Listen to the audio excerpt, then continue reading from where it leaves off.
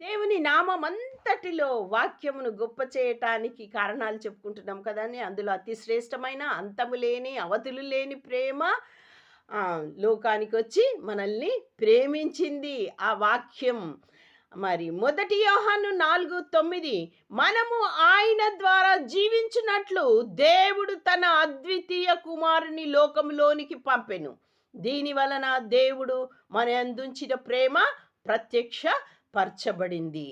ఏంటిది అంటే మనం జీవింపబడినట్లు చచ్చిన స్థితిలో ఉన్న పండు తిని నిశ్చయంగా మీరు చస్తారంటే మనం మహిమ పోగొట్టుకొని చచ్చిన స్థితిలో ఉన్న మన ఈ లోకంలో ఉన్న మనుష్యుల కోసము అందరూ మళ్ళీ తిరిగి మహిమ పొందటానికి జీవింప చేయటానికి ఈ అంతము లేని ప్రేమ మనల్ని జీ అంతము అంటే అంతం లేని జీవితాన్ని ఇచ్చిందండి. మనకు యుగయుగాలు జీవించుటకు మనకి ఈ వాక్యము అయిన యేసుక్రీస్తు మనకు జీవితాన్ని ఇచ్చినాడు. అంతేకాదు ఆ శరీరంతో ఆయన భూలోకంకి వచ్చి ఈ ప్రేమ ప్రత్యక్షపరచబడింది. యేసుక్రీస్తు లాగా ఆయన మనకు ప్రత్యక్షపరచబడింది.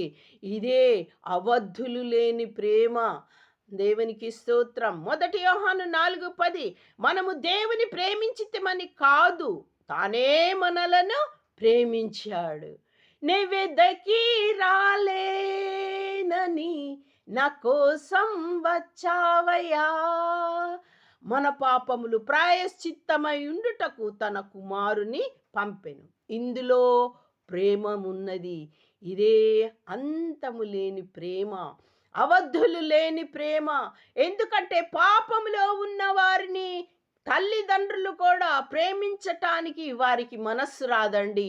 పాపములు కంపుతో కొట్టుకుంటున్న మనము లోకంలో ఉన్న మనుష్యుల కోసము అవధులు లేని ప్రేమ. అది అందుకని దీన్ని అతి శ్రేష్టమైన ప్రేమ, అంతము లేని ప్రేమ, అవధులు లేని ప్రేమ. నిన్నెవ్వరైనా వదిలేయొచ్చు. నువ్వు పాపంలో ఉన్నప్పుడు నీ తల్లిదండ్రులు కూడా వదిలేయొచ్చు. కానీ అంతము లేని ప్రేమ, ఇది అతి శ్రేష్టమైన ప్రేమ. ఈ ప్రేమకు హద్దులు లేదు. అంతము లేని ఈ ప్రేమ నిన్ను వదలదు.